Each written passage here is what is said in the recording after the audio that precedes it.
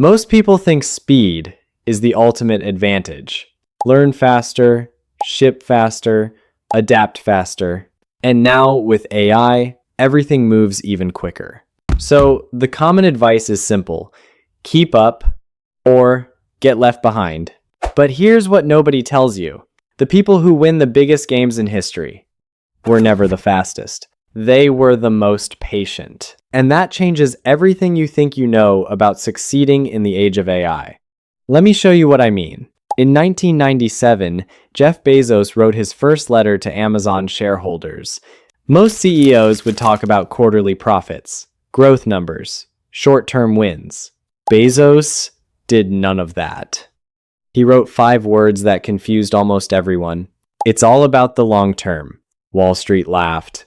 Analysts questioned his strategy. Investors wanted fast returns. But Bezos kept building.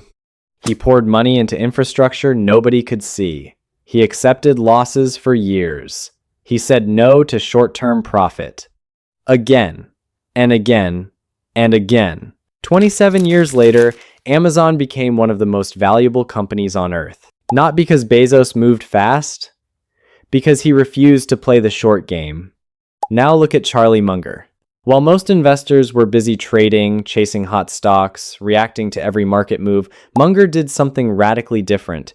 He sat in a chair, and he read 500 pages a day, every single day, for decades. He once said, "The big money is not in the buying or selling, but in the waiting." Munger never rushed. He never chased. He built his thinking system one book at a time, and then he let compounding do the rest. Not just compounding money, compounding knowledge, compounding judgment. By the time most people figured out what Munger already knew, it was 30 years too late to catch up. Then there's Marie Curie. In the late 1890s, she locked herself inside a cold, leaking laboratory in Paris. No funding, no recognition, no guarantee of success. She spent 4 years processing tons of raw ore by hand just to extract a few milligrams of a new element. 4 years. Tons of material. Milligrams of result. There was no shortcut. No viral moment. No overnight breakthrough. Just the long game, played with absolute commitment. And when she finally isolated radium, she didn't just make a discovery. She changed the entire direction of modern science. Twice. She became the first person to win 2 Nobel Prizes, not because she was the smartest scientist alive, because she was willing to stay in the game longer than anyone else. Now, step back for a second. Bezos built for decades while others chased quarters. Munger read for decades while others chased trades.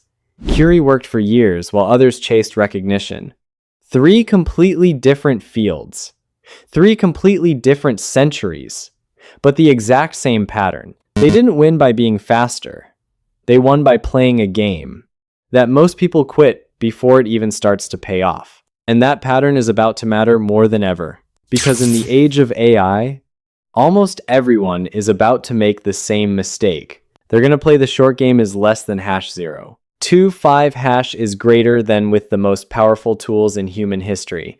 And the few who don't will have an advantage that compounds for the rest of their lives. So what does playing the long game actually look like in practice? It's not just a mindset, it's a system. And the people who build that system early end up with advantages that nobody can copy. Here's how they do it. The first thing long game players do differently is they build knowledge that compounds. Naval Ravikant once said, "Read what you love until you love to read." That sounds simple, almost too simple. But most people do the opposite.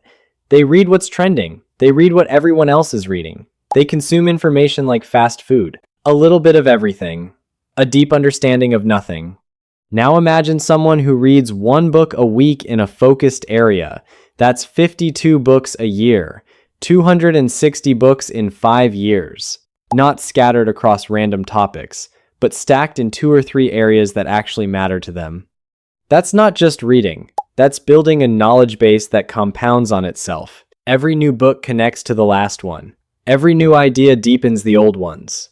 And after a few years, that person sees patterns that nobody else can see. The practical move here is simple.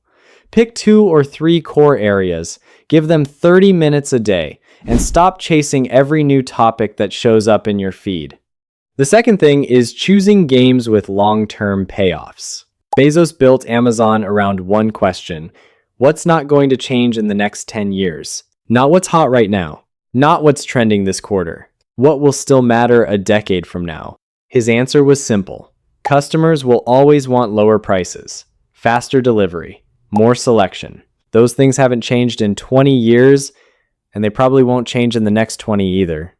Now compare that to someone who switches their entire strategy every time a new AI tool drops. New tool in January, new workflow in March, new niche in June, new identity by December. That's not adapting, that's drifting. The long game question isn't, what should I learn this month? It's, what skill will still be valuable in 5 years? Writing clearly will still matter. Thinking critically will still matter. Understanding people will still matter. If you anchor your time to things that don't change, you stop competing with the news cycle and you start compounding. The third thing is protecting your environment. Charlie Munger had a line that cuts deep. Show me the incentive and I'll show you the outcome. Your environment is your incentive system.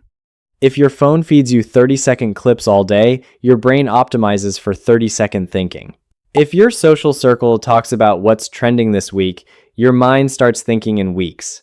If your information diet is pure noise, your ability to think long-term slowly dies, and you won't even notice it happening. Curie didn't have distractions in her lab. Munger designed his days around deep reading. Bezos famously blocked his mornings for thinking, not meetings. None of that was accidental. They protected the environment where long-term thinking could survive. So, here's a simple audit. Look at the last 20 things you consumed on your phone. How many of them will matter in a month? If the answer is close to 0, your environment is working against you. Cut the noise. Keep the signal. The fourth thing is developing asymmetric skills.